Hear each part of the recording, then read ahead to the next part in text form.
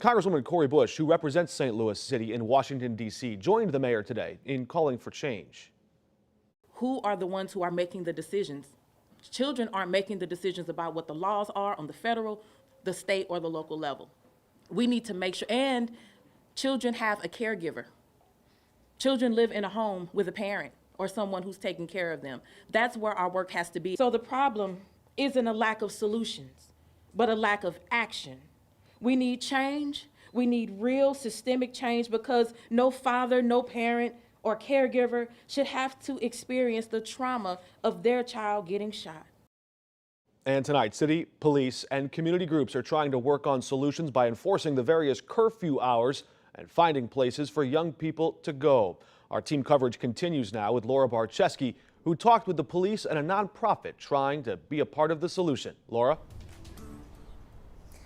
Mark, finding places and things for people to do and go, especially our young people and teens, was one of the biggest factors uniting our city leaders and the community, saying if only they had more places to go, they might be able to steer them away from violence.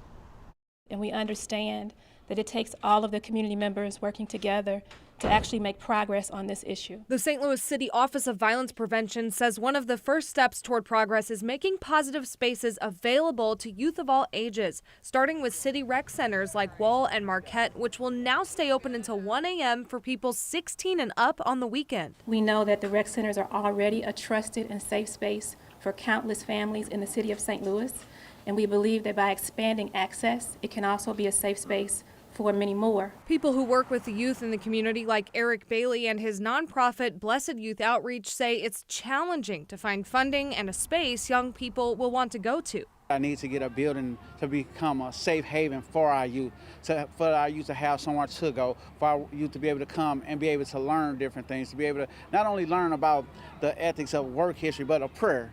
Bailey says these teens are in need of direction. Most of them who I talk to, they feel lost. They feel like they have something to prove. They don't want to feel weak. On the law enforcement side of solutions, St. Louis Police Sergeant Charles Wall says the summer detail of officers have been working to enforce juvenile and park curfews. And we have increased enforcement, and there's been issues of enforcing that park curfew, and it happens to be juveniles in the parks, whether it be Keener Plaza or some of the other parks there on Market, east of Tucker or west of Tucker.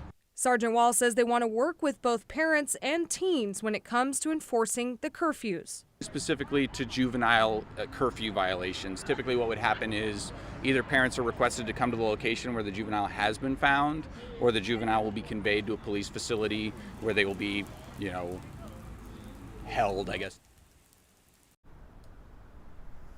Now, enforcing juvenile curfews, those hours are from midnight to 5 a.m. and the park curfews are from 10 p.m.